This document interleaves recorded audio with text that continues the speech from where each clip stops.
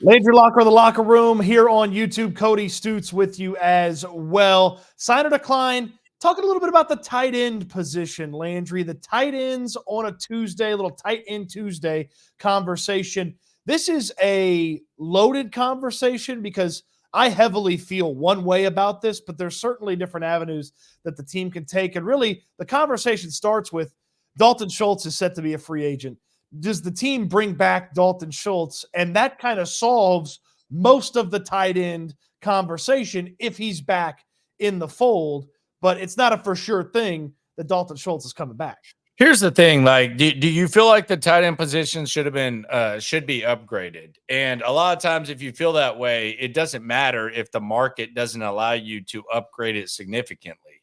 So if you look at the tight end free agent market, it's not great at all. Mm-hmm. Last year, it was very, very average. The draft was stacked.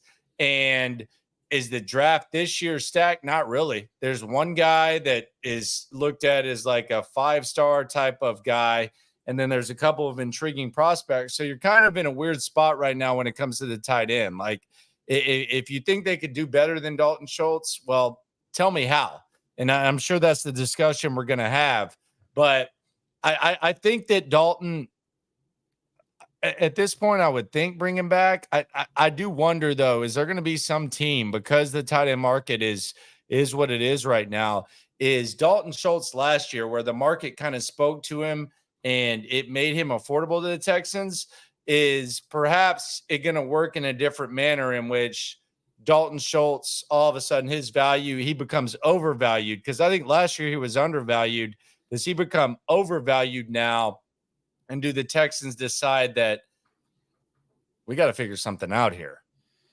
If there were just maybe a few less question marks and a few less areas that you had to feel like you invest some money in it, then it's easy. It's a no-brainer, even if it's an overpay for Dalton Schultz. I still feel like he is the best 2024 option for the Houston Texans because all the top tight ends are locked into their teams and aren't going anywhere. You can't get Travis Kelce, Mark Andrews, Sam Laporta, and I don't believe you're going to have the shot or the opportunity at Brock Bowers. We can talk about the rookies here in a minute, but I don't know that I'd even let Dalton Schultz get to free agency. I'd think about the franchise tag if I had to, just so I could continue to negotiate with him, or I would try to get a deal done if I was the Texans with him ahead of true free agency, so I don't end up in a bidding war where all of a sudden he goes from maybe slightly overpaid to vastly overpaid because some other team got in there and jacked the price up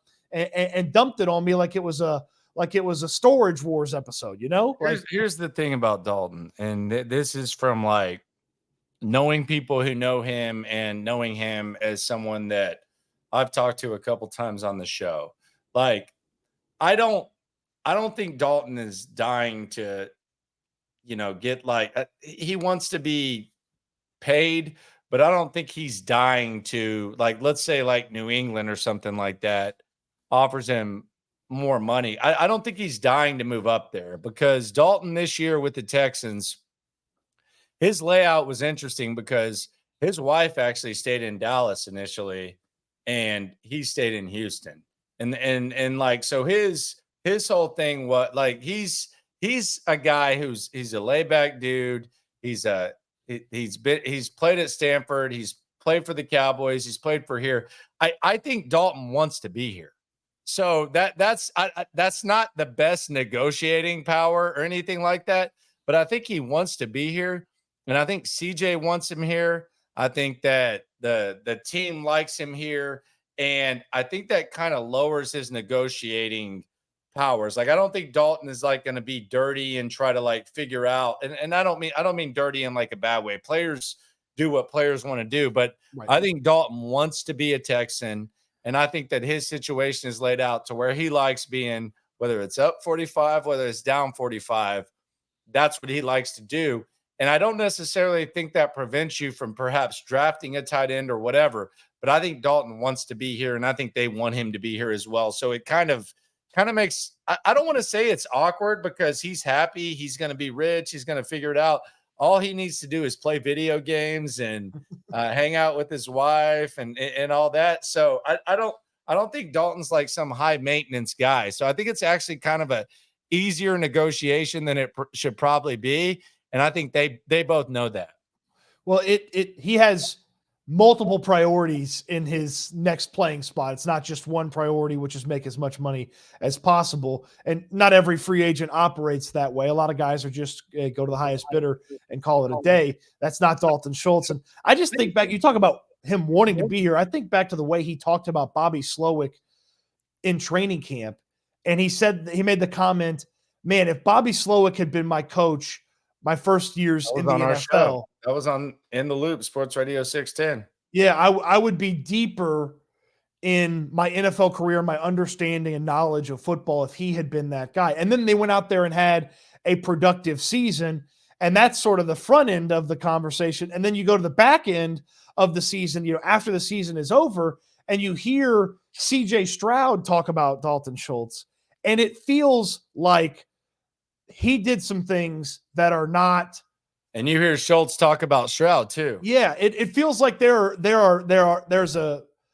in sync. Schultz does some things that not every tight end is capable of doing because he picked up on, or he knew, or he learned a certain way. I mean, Stroud talked about it on the Pivot podcast. He's like, yeah, Dalton actually carried a route a little bit, deeper than the play said, and it opened up something for Tank Dell. Dalton did this. Dalton couldn't even hear what I needed him to do in Cincinnati, but he ran the exact route that I needed him to run. And it's like, do I really want to take the chance of having that relationship show up with a brand new tight end in 2024? And look, Schultz is not some sort of 6-7 year answer at the tight end position, but your primary interest in this free agency is to make sure that 2024 is better than 2023. And I don't know that there's a non-Dalton Schultz option that gets you better in 2024. Yeah, I just think it's a perfect marriage. Like, I just think they both want each other. And I don't think that there's like a huge upgrade out there. Like you talk about the free agent market, you talk about Hunter Henry, you talk about Fant. Noah Fant. Like maybe you think that you could kick the tires on Noah Fant and it's some sort of like reclamation project, like what we saw with Eric Ebron with the Colts, where, kind of didn't go according to plan. And then you go there. But I just think the chemistry's there. I don't think the price is that high.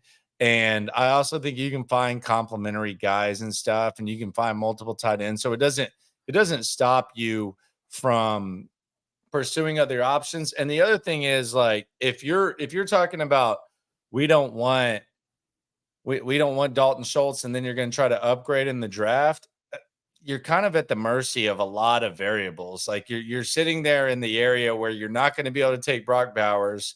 Maybe you cross your fingers and you get Jatavian Sanders. I actually think Sanders and Schultz might actually work well together, like as far as like a mold and and then you factor in Brevin Jordan. I think you can figure that type of thing out, but it just seems like a perfect marriage. He wants to be here. He's not high maintenance. He's not trying to just go play anywhere. And I mean, he was already making a home in Houston while his wife was out there in Dallas. So I think Dalton Schultz makes a lot of sense. Spoiler alert, I think signing Dalton Schultz makes sense. I think he's a good guy. I think he's a culture guy. And I think him and CJ have the appropriate amount of chemistry. And I think stuff just shapes up. He doesn't handcuff you from doing other things either. Right. That's the other thing about it. Like if we were talking about like paying someone long big 5-year deal, a defensive tackle or something, he doesn't prevent you. Like even if like I don't even think he would prevent you from drafting Brock Bowers. Like I mean, it's just he doesn't. The tight end position is such to where it and his weaknesses. Let's be honest. Like as far as the blocking and stuff, they're such. I don't think I don't think this decision handcuffs you at all. Look, the blocking was not as good as it needed to be, but the offensive line wasn't as good as it needed to be, and that's why he was having to block a lot. So if the offensive line can improve, you don't use Dalton Schultz blocking as much. And then when we talk about the tight end spot, and you've mentioned it a couple of times, somebody with Dalton Schultz that you've either invested in maybe free agency or the draft, I'm certainly in favor of that. If that tight end room is Schultz and a rookie and Brevin Jordan, like that's a tight end room I can get pretty excited about from a 2024 production standpoint. I know who your favorite potential Schultz and this player tight end room situation is. It's your buddy that you shared some State Fair food with. Ja'Tavion Sanders. Yeah, I think Ja'Tavion Sanders in the second round is an intriguing option. I think this was his freshman year. This was after I think Texas beat OU by 50 or something. That was a nice one. And just to let you know how this kid is raised. By the way, I'm rocking the Brian Robinson jersey. Shout out to Brian Robinson, my guy, my favorite Longhorn of all time. Ja'Tavion Sanders' mom was watching us take this picture because I was like, "Oh, hey, let's take a pic, bro." I really just wanted to see how tall he was, and I'm 6'5.5". Look at that, like that's a tall dude right there. Yeah, kind of leaning down. But his mom said, "Take the corn dog out of your mouth next time you take a picture with someone." Like she was on his ass. So he's been raised nice. I like Ja'Tavion though. Yeah, I like Ja'Tavion. Like even if he falls down to you in the second round, I don't think he'll be there in the third. There's no way, right? I would be very shocked if they pass on him in the third. That would be almost like foolishness, right? If the NFL allows him to get to the he's third Dalton round, Kincaid. Like he's Dalton Kincaid, but might block a little bit better. It might be a little bit tougher, and he might actually be more athletic. But Kincaid went in the first round last year. He was hurt last year. Sanders is tough as nails, man. I mean, people talk about the injury conversation. The dude played in every game. And every time. Came back in, left, came back in, came back in. It very much feels to me like it's Brock Bowers, the Georgia tight end, at the top. Then there's Ja'Tavion Sanders, who we just talked about, as the second tight end. And then there's sort of a gap, and it's really everybody else. And I feel like everybody else is sort of your likely addition. Because I really don't believe he's going to be on the board when the Texans select in the second round. Yeah, I don't think so, but I don't know. I mean, if that happens, if Caserio works some magic, even if you sign Schultz though, and you bring him in, you're good. Yep. So I mean, if you told me it's Dalton Schultz and Ja'Tavion Sanders and Brevin Jordan, I will sign up for that today. That's for the tight end spot. That's athletic, man. And that gives Bobby Slowick and the rest of that offense so many different chess pieces to play around with. And Landry, if you appropriately address the tight end spot, it takes some of that pressure off of that third wide receiver that we have talked about so much as well. So and I think it also, like, let's say you sign Schultz to a 3-year deal or whatever it is. I think Sanders can be your replacement for Brevin Jordan as his rookie contract expires. So he's there. And then I think Sanders could play his way into being your long-term tight end. Yeah. So if you're looking at like the tight end position, it's almost like a 3-layered type of thing. But it all starts with Dalton Schultz. Yeah. I would sign him. The verdict is very much in favor for both of us to bring back Dalton Schultz, get him in there, and then upgrade the other spots in the tight end room. He wants to be here. Yeah. He wants to be here. Yep. He speaks glowingly about the organization. His teammates have spoke glowingly about him. Make it happen. Get Dalton Schultz back in a Texans uniform and get him signed for sign or decline on a little tight end Tuesday. Good conversation here on tight end Tuesday. Man, you got me excited about the idea of Schultz and Ja'Tavion Sanders together. Serious. And Brevin Jordan, man. And Brevin Jordan. You imagine that 3 tight end set? That's probably the most athletic tight end group in football. I got to imagine most teams don't have that level of athleticism spread throughout 3 tight ends. Not at all. They usually got a slow prodding guy at some point, Yeah, it's intense, man. I'm down with it. All right. Thumbs up on Dalton Schultz. Get him back. Bring him back. Heck, don't even let him hit free agency. Get that deal done before it gets started on the 11th. That's when the tampering happens. That's when agreements start going down. And all the way up to the 11th. Tampering is going on right now. Yeah, true. That's when the legal tampering goes on. Excuse me. Let me get my phrasing right. All the way up to the 11th, we have a free agent of the day each and every day for you here on the Locker Room, here on YouTube, on my channel, Cody Stutes here on YouTube. And of course, catch Landry each and every day on Sports Radio 610, where you hear interviews with Dalton Schultz that we then reference many months later as a piece for why Dalton Schultz should be back. You catch him on In the Loop 10 a.m. to 2 p.m. Of course, Houston football, where I do all my writing. We got plenty of Texans coverage for you. Free agent of the day coming your way again tomorrow.